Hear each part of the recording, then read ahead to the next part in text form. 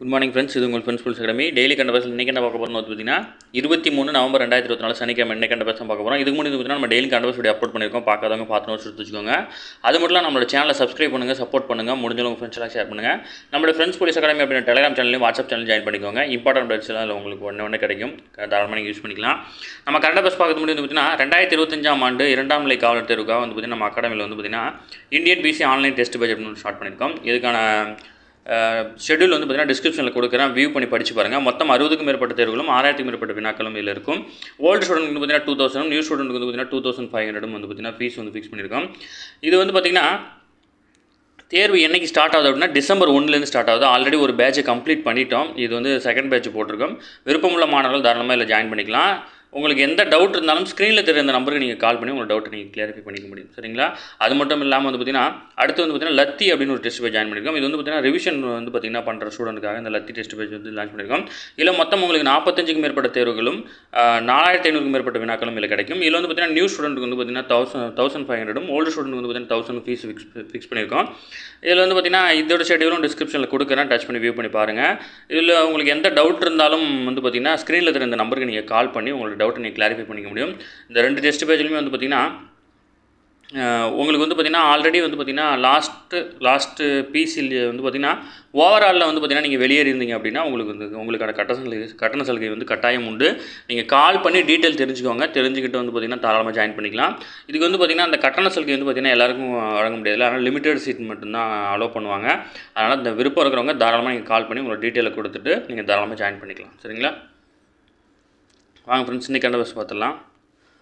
First Maharashtra மற்றும் ஜார்க்கண்டில் வந்து பார்த்திங்கன்னா இன்று வந்து வாக்கு எண்ணிக்கை நடந்துகிட்ருக்குது. ஓகேங்களா? அடுத்து கர்ப்பிணிகளுக்கான பிக்மி பதிவு தளம். இந்த பிக்மின்ற பதிவு தளம் நம்ம டெய்லி நேரத்தையும் பார்த்தோம். இது வந்து பார்த்திங்கன்னா கர்ப்பிணிகளுக்காக பிரத்யேகமாக உருவாக்கப்பட்ட பதிவு தளம். இதில் வந்து பார்த்திங்கன்னா பிக்மி எண் கொடுப்பாங்க. இது கர்ப்பிணிகளுக்கான பார்த்திங்கன்னா ஒரு பதிவு எண் மாதிரி. ஓகேங்களா?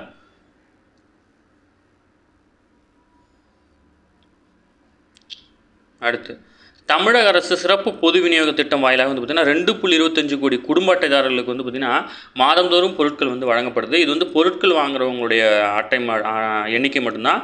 இது இல்லாமல் அரசு ஊழியர்களுக்கு வந்து பார்த்திங்கன்னா அந்த ரேஷன் அட்டை இருக்கும், ஆனால் அவங்களால பொருள்லாம் வாங்க முடியாது. இது வந்து ரேஷன் கடையில் பொருள் வாங்குறவங்களோடது. இது வந்து பார்த்திங்கன்னா சும்மா நோட் தெரிஞ்சு வச்சுக்கோங்க. ஓரளவு இன்டர்வியூவில் எதாவது கேட்குறாங்க அப்படின்னா இதுக்கு தகுந்த மாதிரி பதில் சொல்லணும்.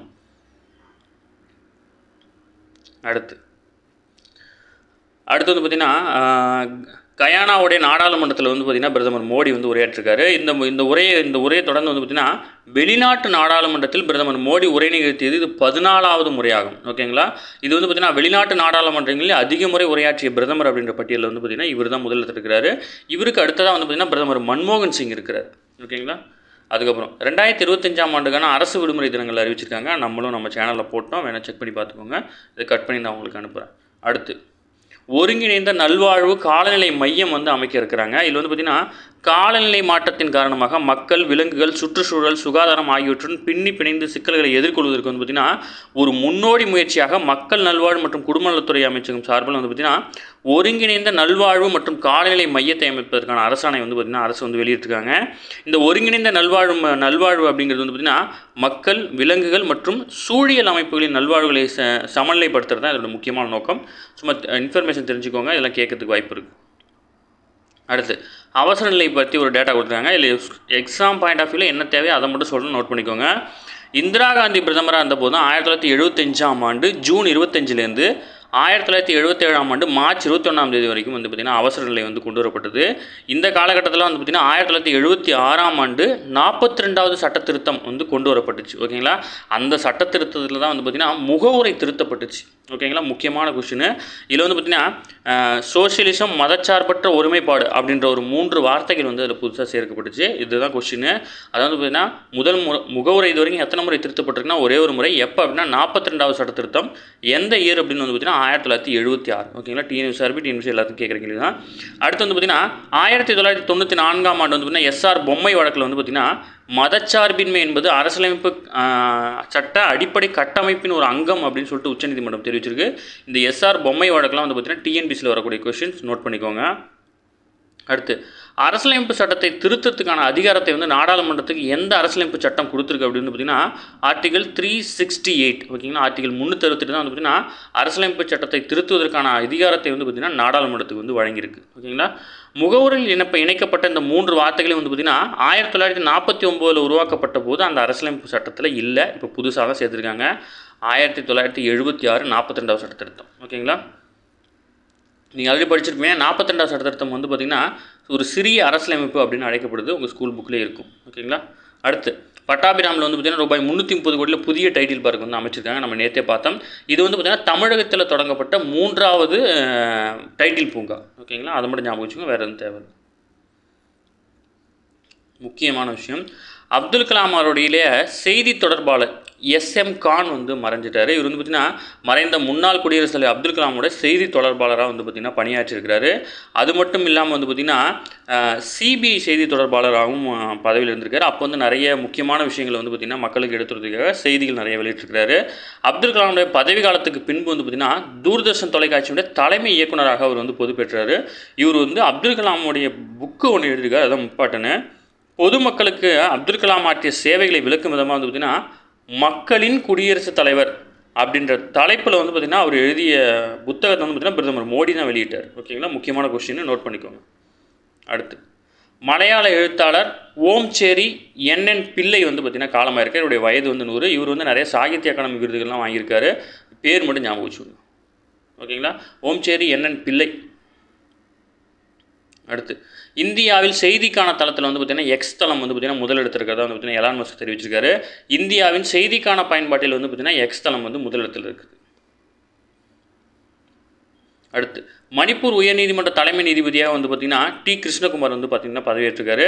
இதையடுத்து மணிப்பூர் உயர்நீதிமன்றத்தினுடைய 8வது தலைமை நீதிபதியாக இவர் இருக்கிறார். ஓகேங்களா, அவருக்கு அந்த மாநிலத்தை தலைநகரான இம்பால் வந்து பார்த்திங்கன்னா ஆளுநர் மாநில ஆளுநர் லட்சுமண பிரசாத் வந்து பார்த்திங்கன்னா பதவி பிரமாணம் செஞ்சு வச்சிருக்கிறாரு. மணிப்பூர் உயர்நீதிமன்ற தலைமை நீதிபதியாக இருந்த சித்தார்த் மிருதுல் வந்து பார்த்திங்கன்னா நவம்பர் 21 ஓய்வு பெற்றார். அதுக்கப்புறம் பார்த்திங்கன்னா இவர் பதவியேற்றிருக்கிறார். அடுத்து வந்து பார்த்திங்கன்னா உக்ரைனில் வந்து பார்த்திங்கன்னா கண்டம் விட்டு கண்டம் பாயும் ICBM ஏவுகணை வந்து பார்த்திங்கன்னா ரஷ்யா வந்து புதன்கிழமை நிலையில் வீசியதாக அந்த நாடு வந்து குற்றம் சாட்டின நிலையில் வந்து பார்த்திங்கன்னா அது புதிதாக உருவாக்கப்பட்டுள்ள ஒளியை விட 10 மடங்கு வேகத்தில் பாயக்கூடிய ஓரேஸ்னிக் அப்படின்ற ஏவுகணை வகையை சார்ந்தது அப்படின்னு சொல்லிட்டு வந்து பார்த்திங்கன்னா புதில் சொல்லியிருக்கிறார். அடுத்து வந்து பார்த்திங்கன்னா அமெரிக்காவுடைய புதிய அட்டார்னி ஜெனரலாக பமீலா பாண்டி அவங்கள வந்து பார்த்திங்கன்னா நியமிச்சிருக்காங்க. ஓகேங்களா, அடுத்து வந்து இது சும்மா நம்ம லோக்கல் நியூஸு. வேலைவாய்ப்புக்கான புதிய செயலியை வந்து பார்த்திங்கன்னா matrimony.com அப்படின்ற நிறுவனம் வந்து அறிமுகப்படுத்திருக்காங்க. தமிழ்நாட்டில் வேலைவாய்ப்புகளை பெறுவதற்காக புதிய செயலி ஒன்றை வந்து பார்த்திங்கன்னா மெனி ஜாப்ஸ் அப்படின்ற பேரில் வந்து பார்த்திங்கன்னா matrimony.com வந்து அறிமுகப்படுத்தியிருக்காங்க. அடுத்து ஆசிய கூடைப்பந்து தகுதி சுற்றில் வந்து பார்த்திங்கன்னா இந்தியாவை வந்து பார்த்திங்கன்னா கத்தார் வென்றிருக்கு. இந்தியாவிலே வந்து பார்த்திங்கன்னா முதல் முறையாக சென்னையில் சர்வதேச அளவில் ஆடவர் கூடைப்பந்து போட்டி வந்து நடைபெறுது. மொத்தம் 2 ஆட்டங்களை கொண்ட இந்த தகுதி சுற்றில் வந்து பார்த்திங்கன்னா முதல் ஆட்டத்தில் உலக தரவரிசையில் 76வது இடத்துல இந்தியா இருக்குது. இதுவும் 101வது இடத்துல கத்தாரும் வந்து பார்த்திங்கன்னா மோதினாங்க. ஓகேங்களா, இதில் வந்து பார்த்திங்கன்னா கத்தார் வந்து இந்தியாவை ஜெயிச்சிருச்சு. இதில் என்ன முக்கியமான விஷயம் வந்து பார்த்திங்கன்னா இந்தியாவில் வந்து ஃபஸ்ட் டைம் சென்னையில் வந்து பார்த்திங்கன்னா சர்வதேச அளவில் ஆடவர் கூடைப்பந்து போட்டி வந்து நடைபெறுது. இதில் வந்து பார்த்திங்கன்னா இந்த கூடைப்பந்து போட்டியில் வந்து பார்த்திங்கன்னா இந்தியா வந்து 76வது இடத்துல இருக்குது, கத்தார் வந்து 101வது இடத்துல இருக்குது. அடுத்து ஹைதராபாத்தில் வந்து பார்த்திங்கன்னா வெள்ளிக்கிழமை நடைபெற்ற தேசியவாத சிந்தனையாளர்களின் கலந்துரையாடல் நிகழ்ச்சியான லோக்மந்தன் 2024 ஓகேங்களா அப்படின்ற ஒரு நிகழ்ச்சி வந்து நடந்துச்சு. இந்த நிகழ்ச்சியில் வந்து பார்த்திங்கன்னா திரௌபதி முர்மு வந்து பார்த்திங்கன்னா கலந்துக்கிட்டாங்க. இது ஹைதராபாத்தில் நடந்த நிகழ்ச்சி. ஓகேங்களா,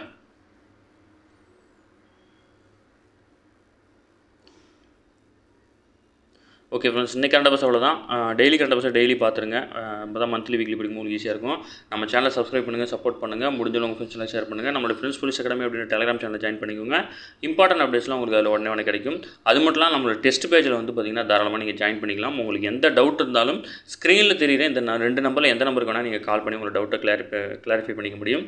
2 டெஸ்ட் பேஜுமே வந்து பார்த்திங்கன்னா ஷெடியூலை படித்து பாருங்கள். உங்களுக்கு எது பெட்டராக இருக்கும் அப்படின்னு நீங்கள் சூஸ் பண்ணுங்கள்.